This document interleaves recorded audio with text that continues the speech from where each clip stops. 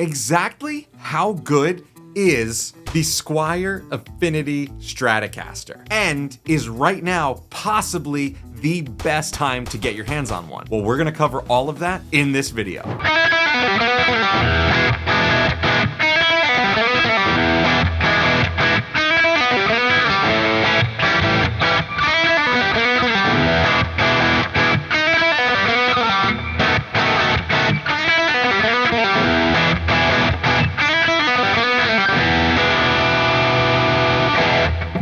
That is my terrible and wrong rendition of Scuttlebutton by Stevie Ray Vaughan. So, the Squier Affinity Stratocaster has become an absolute staple in the affordable guitar, beginner, or entry-level guitar world, as they call it now, and for very good reason. I believe the Affinity was offered as like a step up from the Bullet. And if you've ever played a Bullet, you know that they can be very good for their price, but honestly, they can be very inconsistent at times. I think some of the Bullets were made in China as well, as opposed to Indonesia. And honestly, whenever you're in the affordable guitar range, to me, if you can buy Indonesia, buy Indonesia. And that's actually where these are made. Before we get into more, I want to go over the specs really quick so you really understand where I'm coming from in a little bit. So what we have here is a poplar body, right? And it's a rather thin body, which is extremely light and comfortable.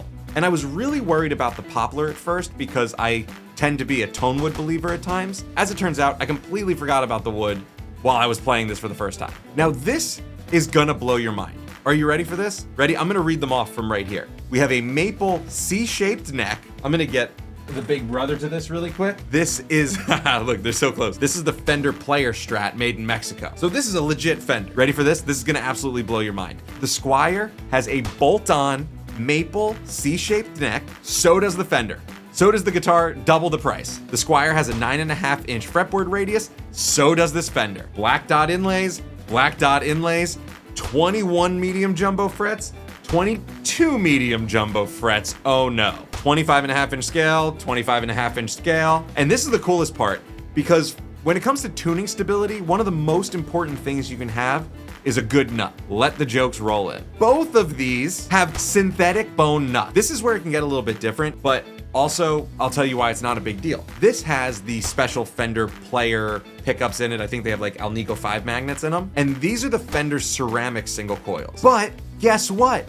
Because Fender is a great company, the dimensions of this pickguard right here, housing the pickups, and the dimensions of this one are the same, or at least close enough that if you bought a loaded pickguard like this one, which you can buy currently on Sweetwater, the links are below, you can actually replace it all with full-blown American Fender parts. I just almost dropped the guitar. Ready for this? I'm just gonna drive the point home. I will beat this dead horse and I'm gonna drive the point home a little bit more. Let me play a little bit first though, because I really enjoy this guitar.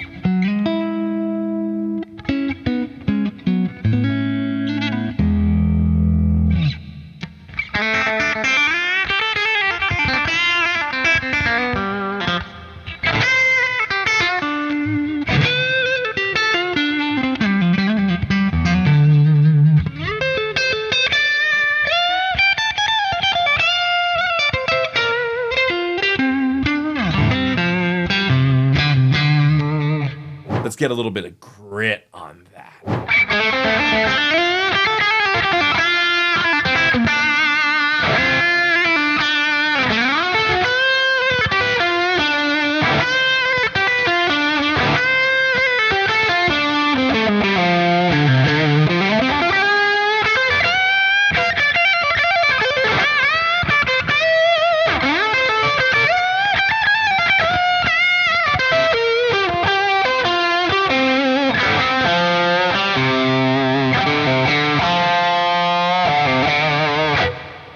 I genuinely get such a smile on my face because this guitar feels so comfortable. It's like, and the thing is, I'll tell you that's different is that the neck is like unfinished or like a satin finish kind of thing, which personally I like better, but that's just my preference. I think it's great for someone who's getting started on guitar. Ready? This is where I'm gonna drive the point home for you, okay? I will go over it again with this Indonesian Squier versus my lovely,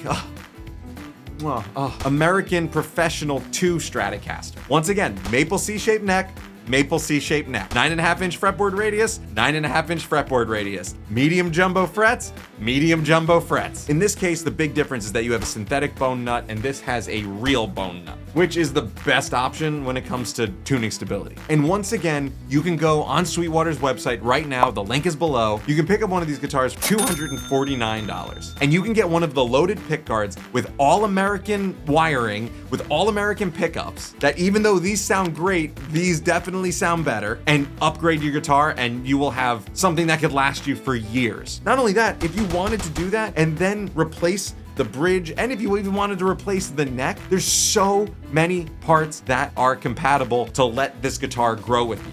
I have this belief that the guitar world kind of goes in cycles, right? And I have this theory about the cycles of the guitar world. It's really funny that sometimes the budget stuff is just all notoriously horrible. And then we come around every now and then to the budget stuff just being incredible quality to the point where people are almost like, why would I buy the high-end stuff? And then the high-end stuff gets really good, and then people start paying attention there, and I think the cycle just continues. I think then the low-end stuff gets worse for a little bit, and I think we're hitting one of those cycles where the entry-level stuff is so good and so upgradable that why would you not go for something like this as your first guitar, or even as just like a guitar to have to mess with. Also, the whammy bar, the tremolo system, is so good that it truly surprised me. And if you want to see me absolutely dive bomb and just slam on this guitar to try and just wreck it and see if it stays in tune, go check out my every level of Stratocaster video.